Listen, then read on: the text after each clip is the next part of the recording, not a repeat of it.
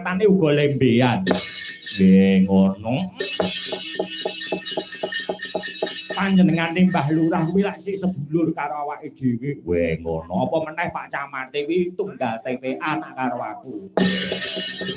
Ya mau diaturake. Weh ngono. Ya kono santri sing pinter aku blas. Ngono. Alhamdulillah. Tanggal 2 uga didhawuhi ya kuwi mau mayang ana ing pondok pesantren Cokol Kertopati. Weh ngono. Mbah nuwun tanggal 2 Juli ya Mak. Iya iki mau wis pun ya Mbah nuwun. Sowan Ngadiantara dikenalke sik, Nduk. Wah iya. Mepet awake dhewe iki Nduk Lia Aprilia Suhana Pieta SPD. Saking Kartoharjo. Jawa Tengah. Sangka ndi? Ya kuwi mau Kecamatan Kartoharjo iki kalebu ing Laladan Magetan. Nduk Lia sing kondang Jaiponge. Iya. Ingkang angka 2 Nduk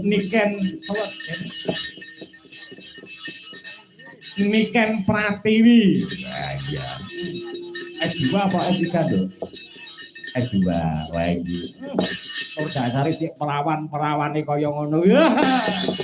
Yoga-yoga iki kan Niken iki wis ora gelem kedhep. Wah ngono. Bareng saya ngulon saka bojoku ya. Ora kedhep malah kudu merem. Terus genduk titis Haptari. Titis Haptari ya sangka Laladan Padas Ngawi ya. Nduk Nur Hayati sing sangka Kabupaten Ngawi uga. Terus Buadek Bualek kok Buadek. Ya Bualek. Ya kuwi mau bintange Gambyong Nduk kang kinarya dadi pungkasan. Weh ngono.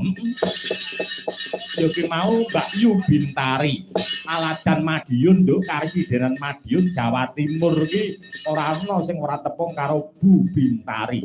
Weh ngono. Dewane Gambyong utawa widodarine Gambyong ya kuwi. Terima kasih matur nuwun ya sembah nuwun. Titi kalenggan sampeyan Ngadiantara mring ngarasane para punden lho ana bintang tamu ku diaturke ngono. Nek tak sebutke iki kurang sik ngono. Sing ditunggu dhisik Mas Gareng ditoke dhisik yo rampake Mas.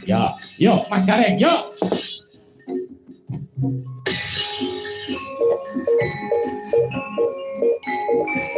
Tendange Mas.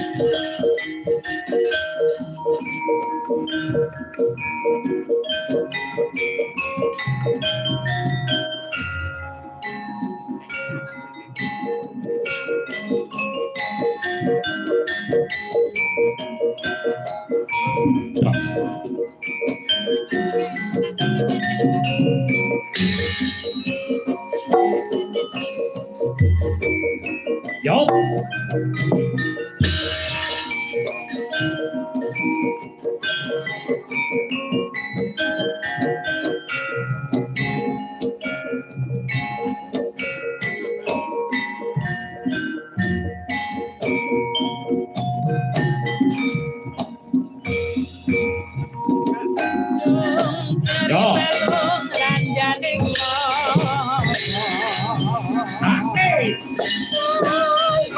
Mirip karo sekarang.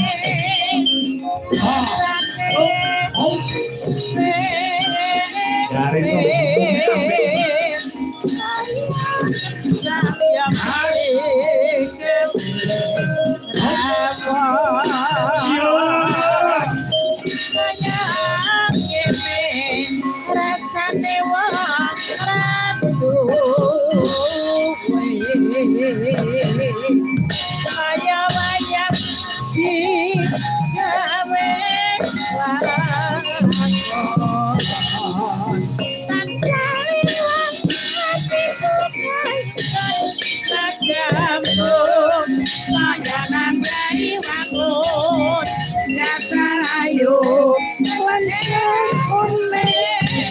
Ora kok atiku dadi komen sama aku